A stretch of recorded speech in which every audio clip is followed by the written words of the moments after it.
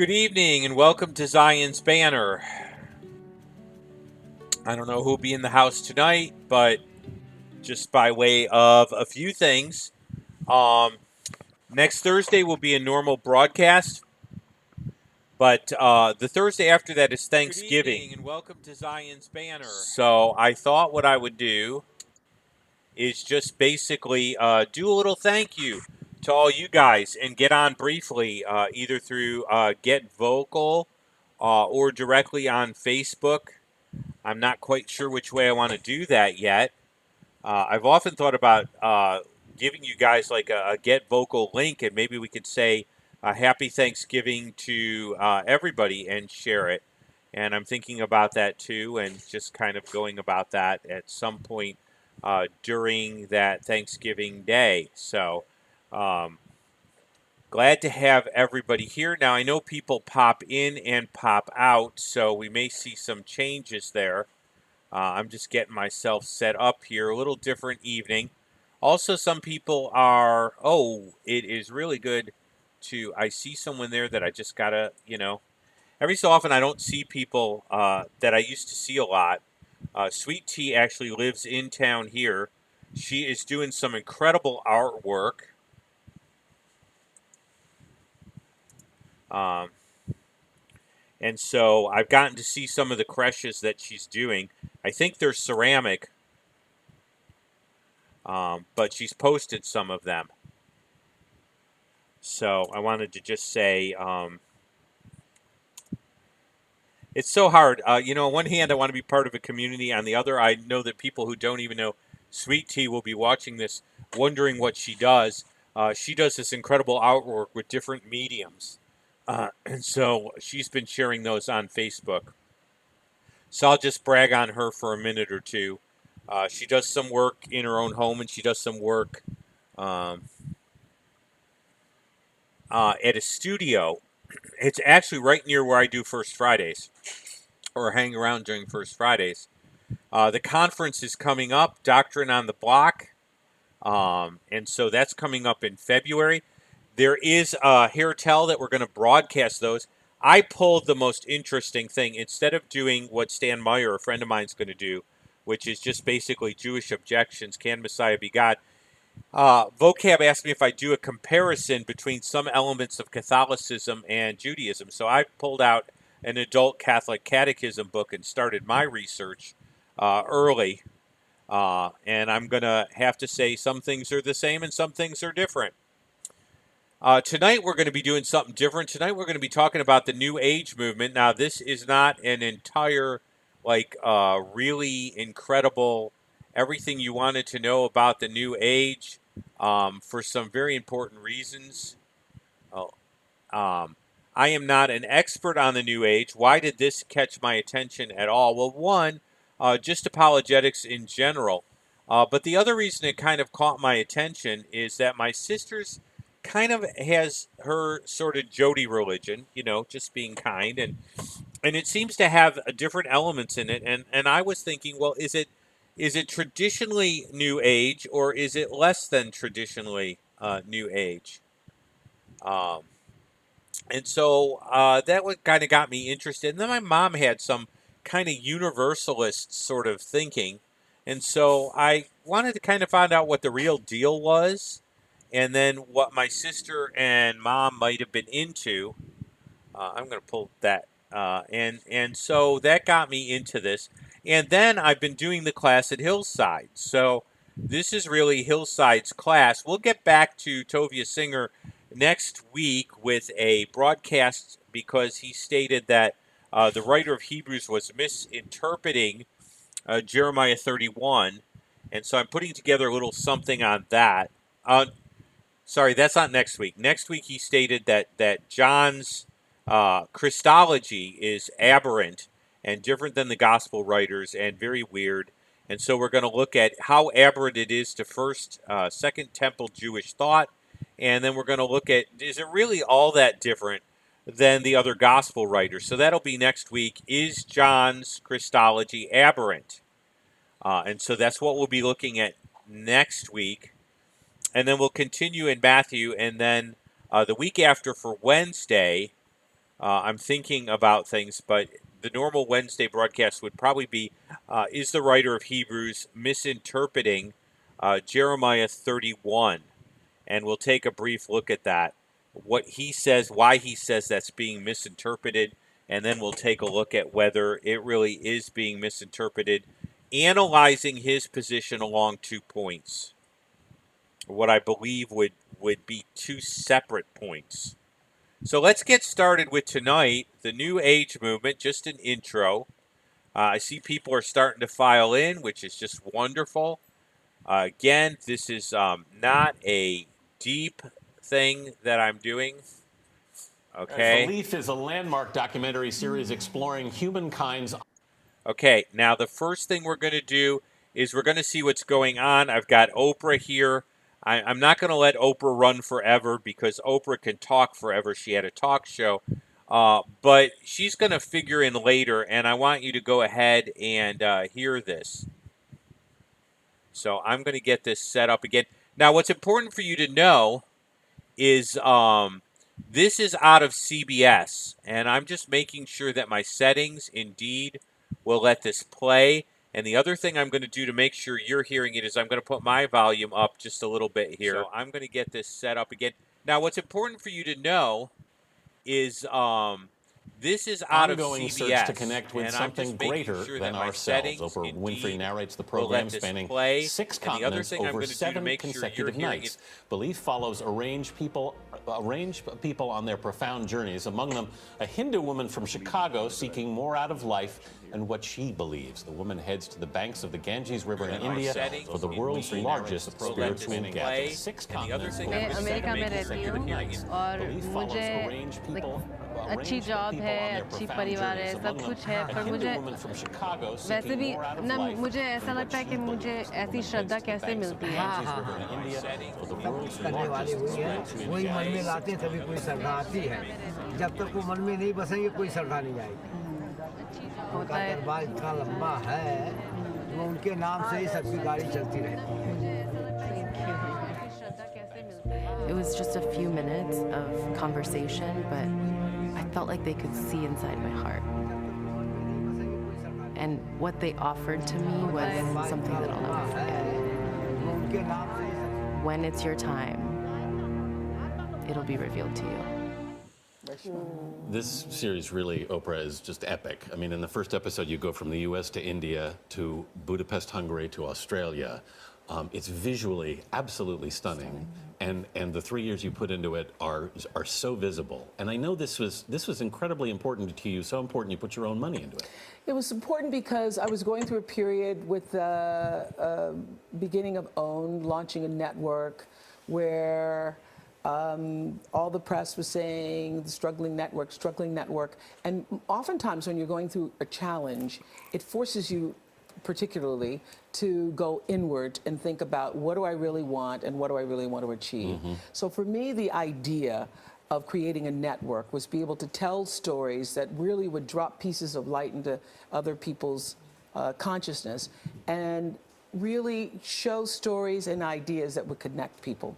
And as I was saying earlier, I had seen Planet Earth on Discovery and fell in love with the Earth and wanted to do something that would do the same thing, would have the same kind of impact through people's hearts and through their spirits. And Part 2 Pictures, which at the time was working for a show that Lisa Ling was doing on OWN, brought me this idea. I literally had prayed for, all right, God, show me the way. What should I do? Yeah. And 3 or 4 days later, this idea came in, and I knew that that was the idea. But you know what's so great about it, though, is that it's beautifully shot, number one, as Anthony said. But I feel, Oprah, like we're eavesdropping on people's conversations, don't you? I feel like we just happen to get a glimpse into what people are doing and what I'm so excited you all saw it. Oh, yeah. And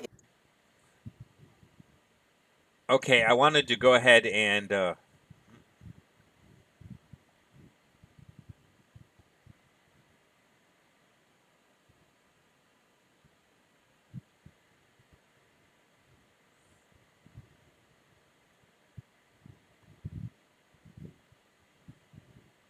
okay, I wanted to kind of go ahead so that you could at least hear her. You know, one of the things about me is I really like to I really like to go ahead and represent people's views correctly, and I wanted you to go ahead and hear this.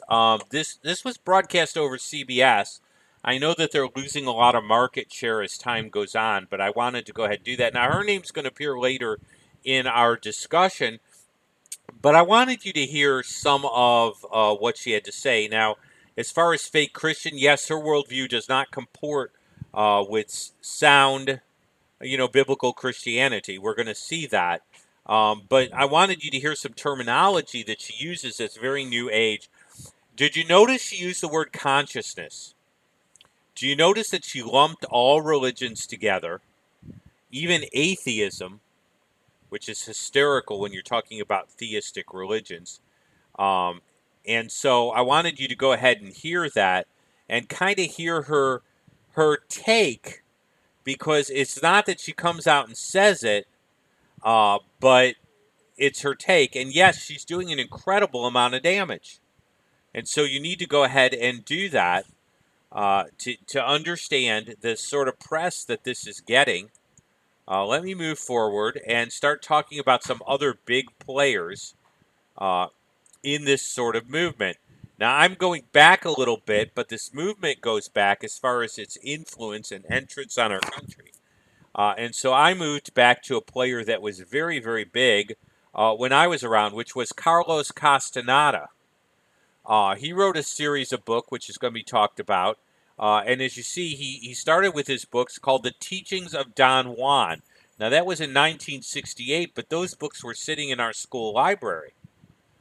Honestly, I never read any of them because God was, in a sense, not ready for me to have that part of my apologetics training probably there. And at that point, I wasn't a believer, and I think God just didn't have me read those. But he was a major mover and shaker.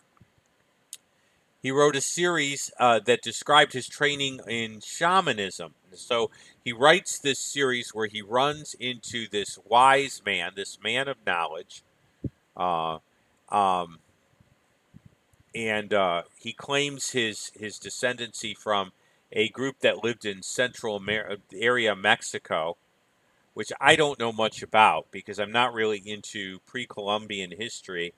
But that's the guy he runs into. And in his books, he ends up being turned into various animals and learning from those animals, aka his own version of Merlin and some tutelage with Arthur that occurs in some fictional accounts of King Arthur. Critics suggested that his works are fiction. Now I want you to see his 12 books sold more than 28 million copies in 17 languages.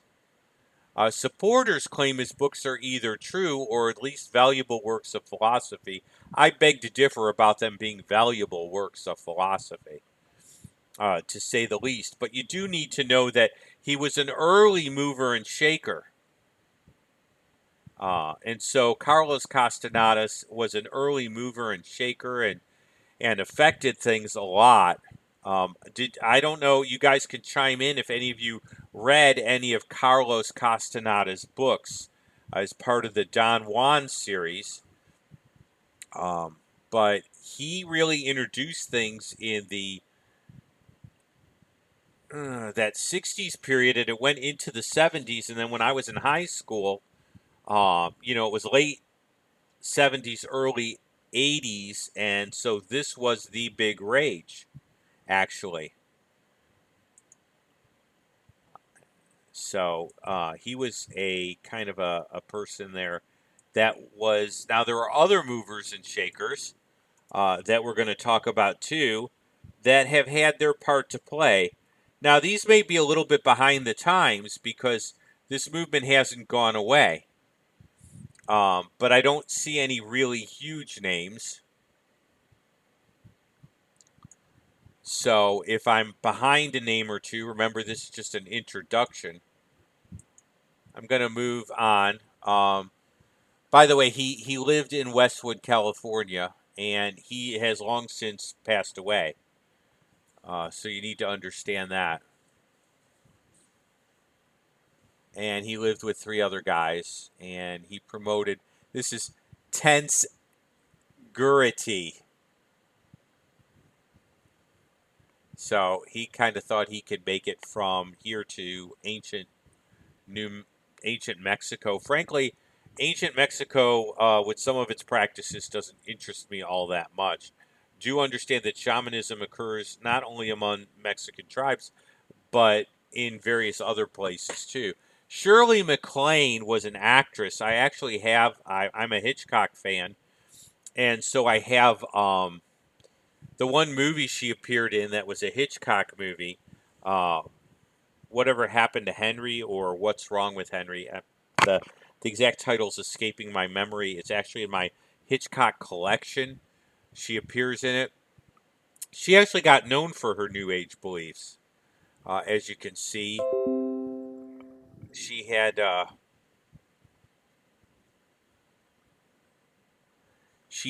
interest in spirituality and reincarnation. Now, that was a big tenet of hers. She wrote a book called Out on a Limb, where she describes her journey into this sort of genre. And that was like one of her big autobiographical things. She describes her world travels and her Hollywood career. We don't hear much from her anymore. It's not you guys. Sorry, I just needed a little air here. Eckhart Tolle is a major player, or was. He is still influencing people. We're going to see who he influenced. Ulrich Eckhart Tolle. You see his birth date. He's known as a spiritual teacher. When I hear spiritual teacher, I sometimes really kind of get a little hinky. In all fairness, Jewish missionaries sometimes have to describe themselves in different ways. And so some of our missionaries might prefer the term teacher.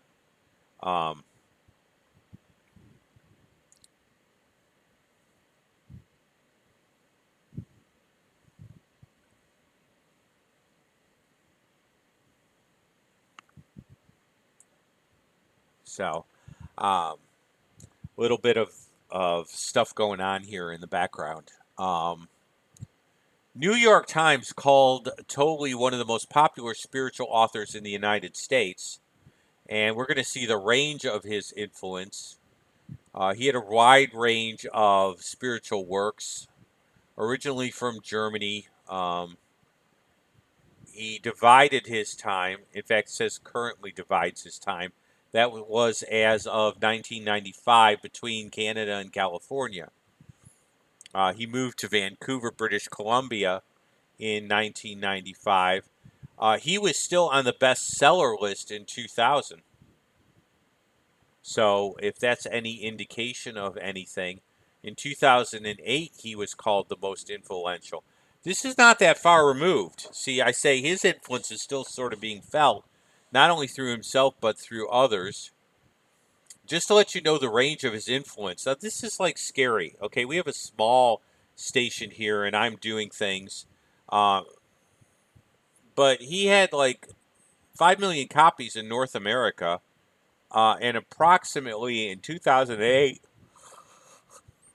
35 million people participated in a series of 10 webinars. So, see, he actually started using the net with Tolle and a television talk show host, Oprah Winfrey. Now, that's why I brought good old Oprah up. We're going to get to her, but she's been influenced by Ulrich Eckhart Tolle. Tolle was named in Oprah's Super Soul 100 list of visionaries and influential leaders. I have no idea why that would happen.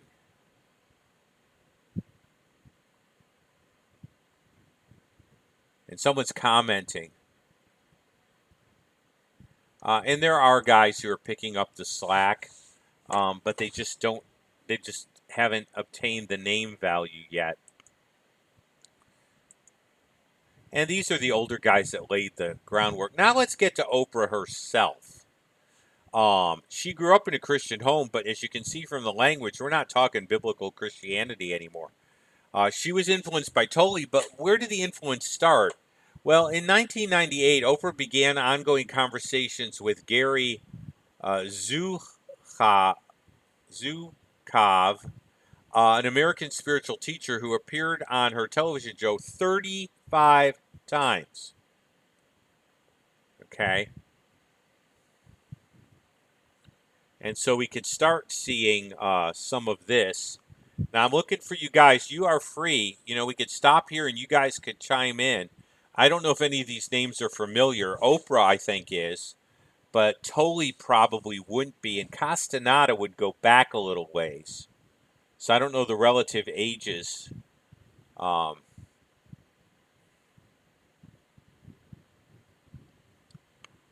Just by way of her saying, she had a copy of this guy's book, The Seat of the Soul, by her bedside, a book that is one of her all-time favorites. Now, you got to get this language here, okay? I mean, are you starting to see tie-ins between some weird players here? Okay, on the season premiere of Oprah's 13th season, okay, Roseanne Barr told Oprah, "You are the African mother goddess of us all."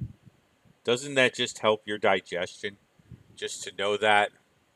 And everybody clapped, pretty much. There was like this inspiring, that's like, oh, as a believer, I don't want to be called something like that. The animated series Futurama alluded to the spiritual influence, suggesting this is a real kicker here. Although I don't consider Roseanne Barr spiritually discerning by standards, she certainly holds no degree that I know of in theology or philosophy. She suggested that Oprahism is the mainstream religion of 3000 A.D. Well, I'm not going to be around, and it's quite possible the rapture may occur before 3000 the way we're going. We really could use the rescue, and we really could use Jesus on the throne. But that was kind of a horrible thought. As I read that, I went, oh, ick. 12 days after the September 11th attacks, which we remember those, right? Some of us still remember those. I know our society's quickly forgetting September 11th. New York Mayor Giuliani asked Oprah to serve as the host of Prayer for America service at New York Yankee Stadium. Not a great move on Rudolph Giuliani's part, but she was terribly popular, so we'll just call it a lapse in judgment by Giuliani. Which was attended by Bill Clinton and Hillary. Oh, how interesting. Leading up to the U.S.-led 2001 invasion of Afghanistan, less than a month after September 11th attacks, Oprah aired a controversial show called Islam 101, in which she portrayed Islam as a religion of peace, calling it the most misunderstood of the three major religions. Well, that tells me a lot about Oprah right there, but I'm not doing a show on Islam. If you want more, I have been involved with apologetics with Islam. Some of that stuff's on the web, and we will be having the Islamic outreach here, and I'll be speaking the Friday night. But I got to hop a plane to get to Louisiana to speak on Sunday. So I'm not going to be as involved with that. A little disappointed, but you can't be two places at once. I am excited that I'm going to be involved with Mosque Outreach on the Friday and speaking on the Friday evening. And I'm working on getting that together. Please be praying that we can use Hillside and that will all work out for George, who's coming into town. If you want more information, you can see his site at Ministry to Muslims. I can go ahead and stick that up as a URL, maybe quickly as we end the broadcast. George is a great guy. Okay, let's keep moving. Enough advertisement for George. Now let's talk about some of the things related to the New Age movement. Sorry I bounce around. I just know really other cool apologists. And so sometimes I like to get the word out about them. One of the chief claims of the New Age movement is that it's not a religion. Go figure. By the way, That's not entirely true. It is a decentralized, deorganized movement. That is true. But it does present beliefs related to the nature of God and reality and the big philosophical questions. And so you can judge for yourself, but that's their big claim to fame. Notice that Oprah's willing to embrace any religion as long as she doesn't have to embrace it to the point where its truth claims are actually true. Sorry, if something's true, something's false. That's the opposite of it. We'll talk about that. I got another clip here. Now, full admission, okay, full admission, we have the Star Wars series. I enjoyed the Star Wars series. I think George Lucas did an incredible job with special effects. The sword fighting scenes are of real interest to me because I did some fencing in college. And yes, I am a full-fledged geek in every sense of the word. So I do have the Star Wars. We have the other Star Wars. We have access to the Star Wars.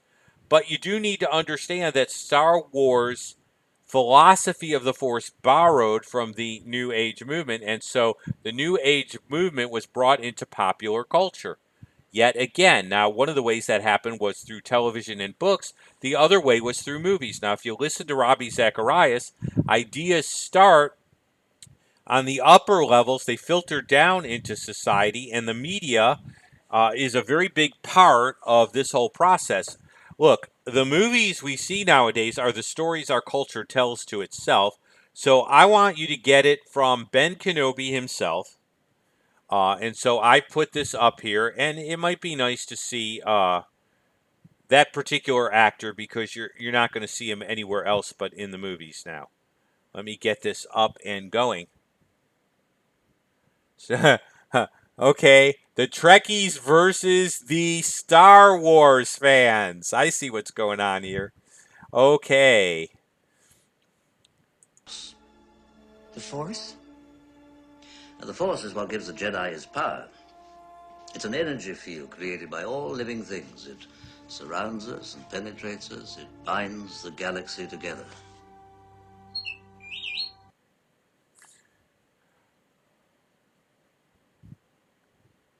Okay, hey, note the cool music. You gotta admit, the soundtrack for Star Wars, especially the original series, was really excellent.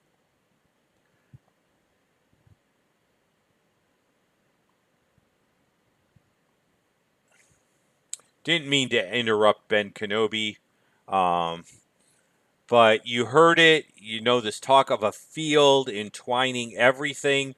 That's basic monism. We're going to talk about monism, okay? But monism is a feature of Eastern religions, and it's a feature of the New Age movement. And so we're going to discuss monism. But this introduced monism really into the popular culture. There we go. It looks like I only interrupted Ben Kenobi the second time, which makes me a really awful Jedi Knight or Padawan, depending on where you want to put my relative abilities with the Source.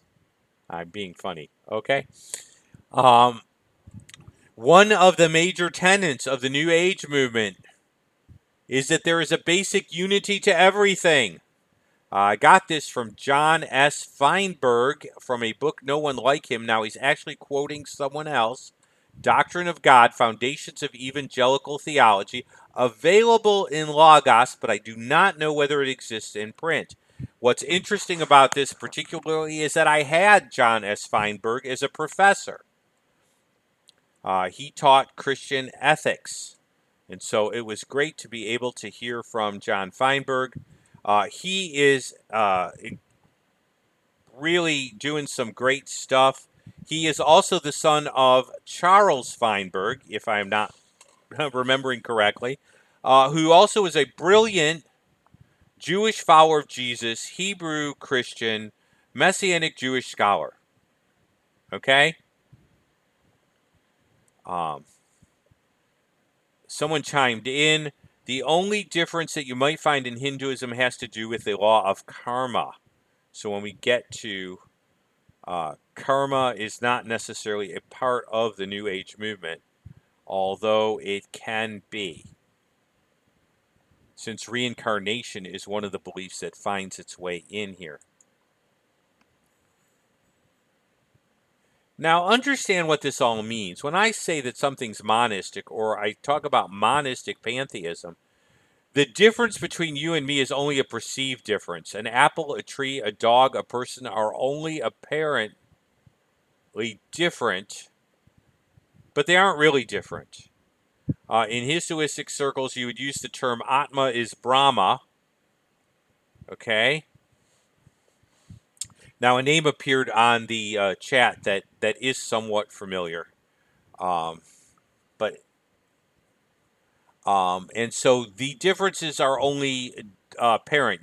You're a piece of the big one thing, the one. I'm part of the one, and the differences between you and me are only apparent. Ravi Zacharias does a really good job with this and then some of the Eastern religions due to his experiences growing up in India. Okay?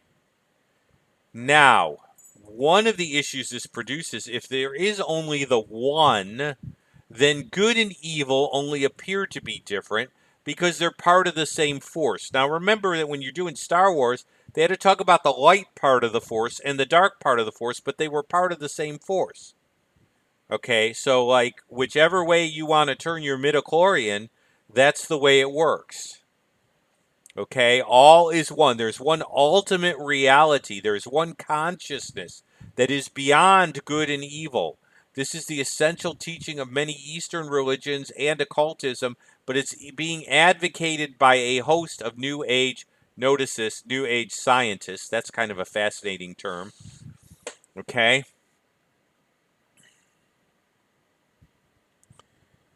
And so that's a real issue that comes up. Remember, in a monistic system, you don't really have the same sort of setup, and good and evil are looked at as part of the same oneness. Subtle self-deification. Now, this is where it really kind of came home to me on a family level, because there would be this talk about reaching an enlightened level in which you become a deity-like or deity. If everything is God, then human beings are God, and this is precisely what the New Age claims.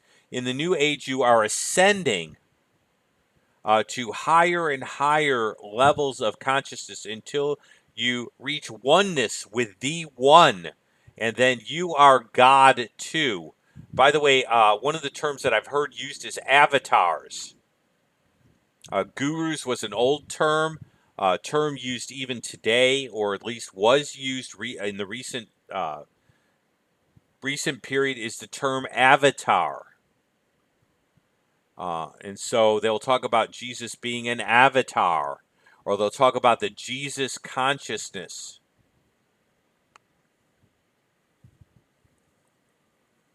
And we're getting a little bit more of the another strain of things, the Theosophical Society. Just as a shout out to that, Darwin had relatives that were part of that sort of movement. Okay, but that's not all that's important right here. I named one of Theodore Razak, is to awaken to the God who sleeps in all the root of every human being. Swami, now if that isn't, guru, and I'm not going to pronounce the last name because I'd butcher it, had a great influence on Werner Ecker, founder of Est and the Forum. You see these movements kind of tying in together? Oh, so that's why that name's familiar. Okay, I knew it was. A name came up. I get it. Kneel to your own self. Honor and worship your own being. Okay? God dwells in you as you. Okay? You can see the self-deification there. My sister would talk about ascending to a level in which we were like God-like.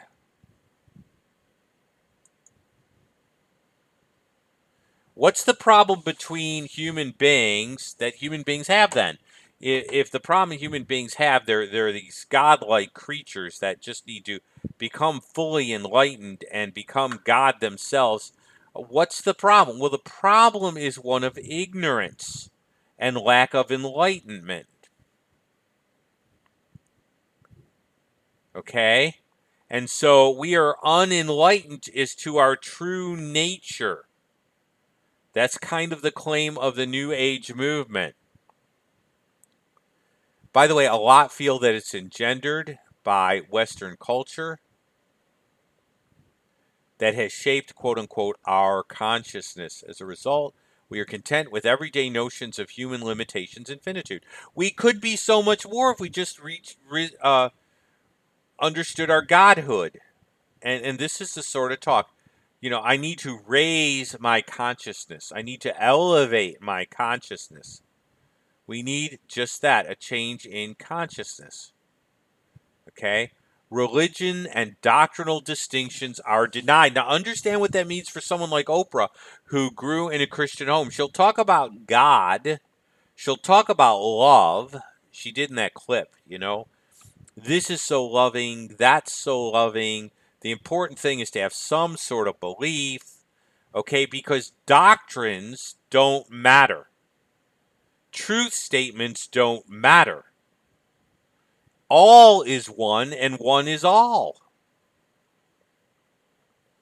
And so, these doctrinal distinctions, exclusiveness or exclusive religious claims are ruled out. Okay? All religions may differ in the externals, but the essence of each religion is the same and is based on the same experience of the oneness of all things. Okay? Now, you heard that sort of thing with Oprah. She stuck pictures of an Orthodox Jew, an Islamic imam, a Buddhist holy man all together. And she had no problem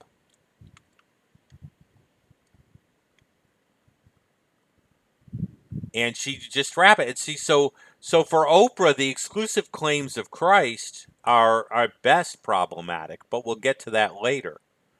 But you just got to see that, for her, she would say, well, I'm not against Christianity. I'm all for Jesus. He was a great avatar, but he wouldn't be exclusively the God man. Remember the song, The Age of Aquarius? Okay?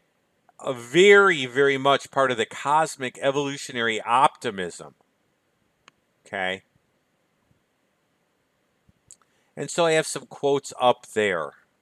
I've got a quote by a guy who was a Jesuit philosopher and paleontologist. This guy was really weird, okay? What a combination he was. He's quoted in a bunch of writings, and he had his influence. He prophesied the progressive evolutionary harmonization, the unification of world consciousness. Get that?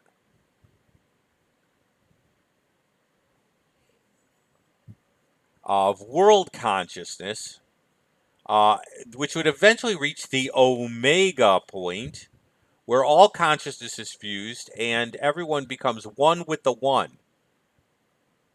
Which is one interesting statement, isn't it? Okay. Let's talk about philosophical problems with this, and then we'll get into some straight theological problems with this. We understand the law of non-contradiction. Okay, two things that are contradictory to each other, or do not harmonize, or opposites, or mutually exclusive is a good way to put it, cannot be true at the same time in the same way or in the same sense. Now, I clarify that because it helps us with an attack on the Trinity and some other attacks. So we say can't be true in the same sense at the same time. True propositions, A is B and A is not B, cannot both be true. Now, I love the quote by Ravi Zacharias. I don't know where it came from. But he said, look, I don't care how Eastern you are. If an Indian man steps off a curb and a bus is coming, it's either the bus or the man, not both. The law of non-contradiction still applies no matter how Eastern you want to get. It is not limited to Western philosophy. It is a basic law of rationality and reason. And it is part of the fabric of our universe. And by the way, quantum physics does not change that. Science is based that if something's proven, it's not also unproven at the same time.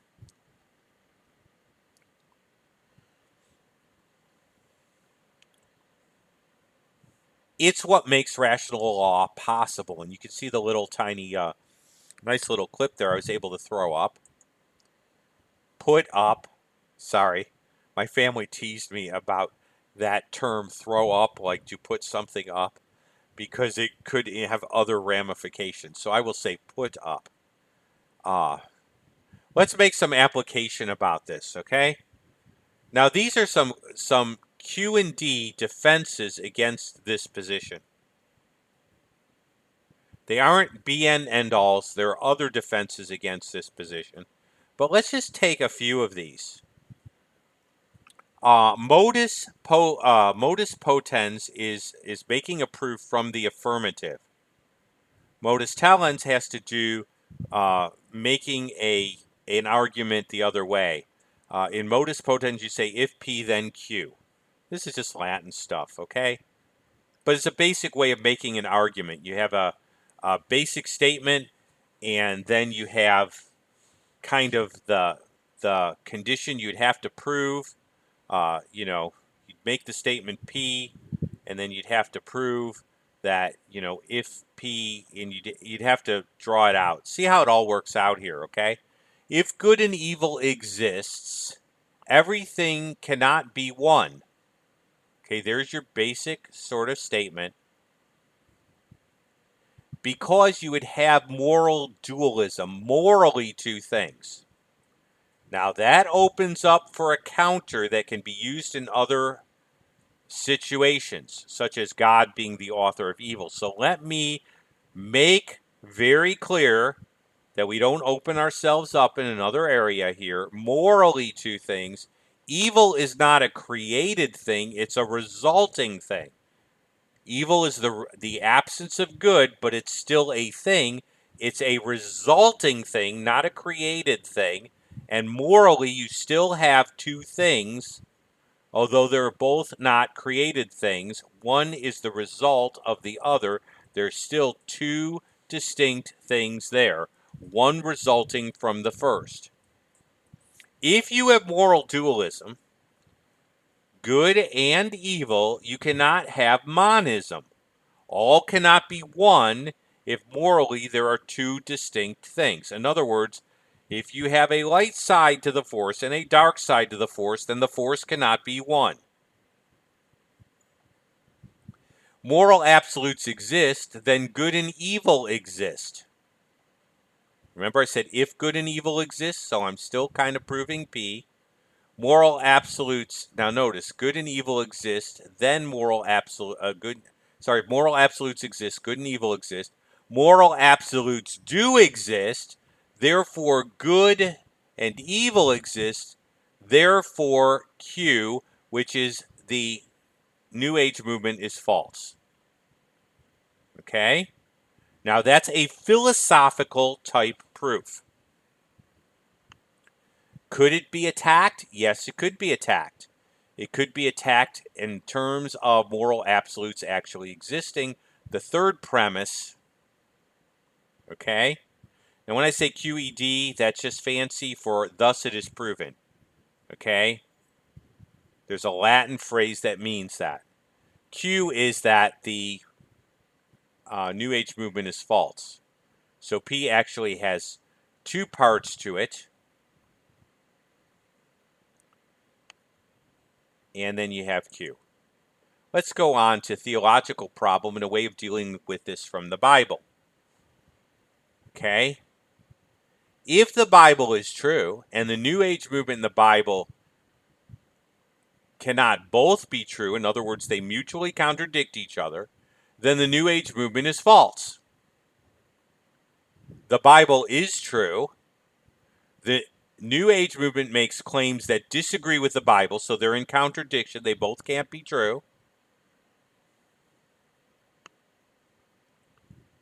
The New Age movement disagreeing with the Bible and still being true would violate the law of non-contradiction. Do you see where I'm going with that?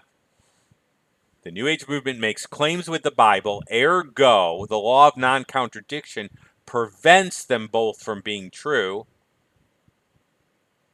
And if you say the New Age movement and the Bible are both true, you are violating the law of non-contradiction, which cannot happen. Therefore, the New Age movement cannot be true. Therefore, it is false. Okay? Now, that's another way of dealing with that. Where could this be attacked? Well, obviously, at premise 1 and premise 2. You could argue that the Bible is, well, actually, premise 2, that the Bible is not true. But that's a different argument. But if a New Ager says, well, I believe in the Jesus consciousness, and I say, well, what about the Bible? And they say it contains truth. Well, the Bible can't be true and the New Age movement true at the same time. Let's look at an indirect route that I want to take a little bit of time with here. Okay? Now, this is a more interesting thing to me. The Bible explains the problem between humankind and God as being moral. In other words, when the Bible gives us a worldview, it says the problem between man and God is moral. Now, I'm going to use the term metaphysical. Okay, metaphysical has to do with the nature of reality and being. If the problem between God and man was metaphysical, our problem would be that we're creatures and God's the creator. And so the problem that we can't have a relationship with him has to do with our creaturehood. But that's not what the Bible says. Now, I'm not going to go all the way through Genesis chapter 1 and 3, but we know in Genesis chapter 1, God looked at all he made and it was good. But we know when we get to Genesis 3, something happens. Okay? If you're looking for other places, Psalm 14 says God looks down at the sons of men, and there are none good who seek God. Now, there's a way to understand that in the Hebrew, but the bottom line is there's a moral problem. If you know your Romans road, all have sinned and fall short of the glory of God. Ecclesiastes 7:20 says that there is not a man on earth who does good and does not sin. You can prove that man's a sinner from the Old Testament. Go figure. Okay? Since the New Age movement postulates that the problem between man and God is not moral, either ignorance or metaphysical, the law of non-contradiction does not allow these contradictory statements to be true. In other words, if the problem between man and God is moral, then the New Age movement has to be wrong. Since there's a great deal of truthfulness for the Bible, we must suspect the New Age movement is false. Do you see how that works? The New Age movement postulates the problem between man and God is distinctly different than what the Bible postulates. They both can't be true because they're postulating different problems between man and God, which would render one of them having to be false. Since the Bible presents good evidence for being true, I don't take it as being the Bible that has the problem. I take it as being the New Age movement, which is false.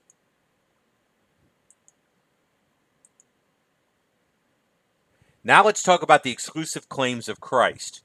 Can Jesus just be an avatar? Can you just be into the Christ consciousness? No way. Here's why. Let me give you some evidence. Jesus said, I am the way, I am the truth, and I am the life. Where did I get that from? John 14:6. Since Jesus claims to be the exclusive way to the Father, then there cannot be many gurus and many ways to relationship with the Creator. In other words, Jesus is making exclusive claims about himself that do not fit with him being one of many avatars or gurus. The New Age movement claims that man can come to a divine state or relationship with the divine apart from Jesus. Now, you need to be very clear about that. That's why Oprah says Jesus isn't the only way. because her worldview doesn't allow for that type of exclusiveness. Since Jesus does not display any indication of being a liar or a lunatic, his claim of being the one true way must be considered true. Jesus' claim thus proves that the New Age movement is false. Now that may be the best part of this entire video. Okay? Now I want you to see what I did in the last two premises. And I pulled off of something that C.S. Lewis did, Liar, Lunatic, or Lord. Okay?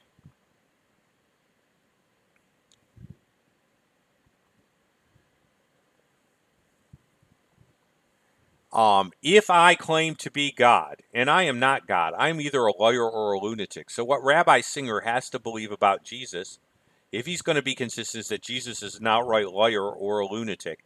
I don't think he goes with the lunatic option, but here's what's important. When I look at Jesus' person and teachings, does he give any indication of being a lunatic or being a liar? If he doesn't, then the presumption should be that he is what he says he is. If I don't have good reasons for rejecting someone's claim, then I can accept someone's claim. Now, there's a bunch of stuff going up. I will deal with at least one of those because Deuteronomy is kind of within my wagon house. Jesus' claim proves the New Age movement can't be true. The New Age movement is a diffused movement based on false ideas which promotes self-deification. That's the bottom line. Now let's talk about someone had posted Deuteronomy 14:1. You will see Israel called the firstborn of God. Corporately. You will see Deuteronomy 14:1, which says to the children of Israel corporately, you guys are the children of God, not individually. So God is the father of Israel, and thus by extension, the father of Israelites, but he is not redemptively, individually, the father of each Israelite. See my video, I should have put a card to it, on is God the father of humankind? So when you look at Deuteronomy 14:1, it is never stating the redemptive fatherhood of God for individual Israelites willy-nilly as a whole at all. It is stating the corporate relationship of Israel to God. And so that's kind of a background on Deuteronomy, just to exegete Deuteronomy 14:1. You will see the term sons of God used of angels. Remember something very important. The angels that are not demons are not fallen. So there is no need for a redemptive fatherhood of God for angels because the ones that are going to be with God never fell. So in the case of angels, they're called sons of God because God is creationally their father, and he is creationally the father of each one directly because angels' full being came into existence through an act of God, but you and I had parents. And so at least part of us came through procreation, indirectly, with God being superintending over the process. If you want more information on that, that is a good reason to go back to the video on Is God the Father of Humankind? Because there are different fatherhoods. There's the creational fatherhood. There's a theocratic fatherhood of God. There is a ontological fatherhood of God. God is ontologically the father of Jesus Christ because the incarnation occurred and there was no human father involved. And so he shares perfect substance with the Father being a separate person. Okay? But there's the redemptive fatherhood of God. So,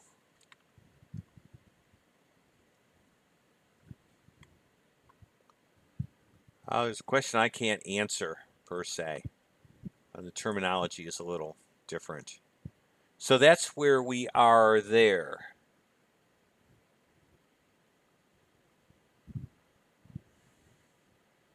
Looks like someone's asking about Qumran terminology. And Qumran had a apocalyptic literature to it, aside from the copying they did. And some of that apocalyptic literature uses the term sons of light to refer to the faithful of Israel. By the way, not to Israel as a whole, because the view in the Second Temple period had to do with which community inherited the promises, which communities survived. You can look at Eliot's book, The Survivors of Israel, which I really should take the time to read sometime in the future. So that's where that is at. Okay. Well, I'm glad for the turnout tonight. I hope this will get some traction. I know there are those that could confront the New Age movement maybe in a deeper way, but it was good to get an intro to it and see some of the older players in it. And so I'm going to allow conversation to continue, but I'm going to go ahead and pull the PowerPoint and go ahead and end the stream.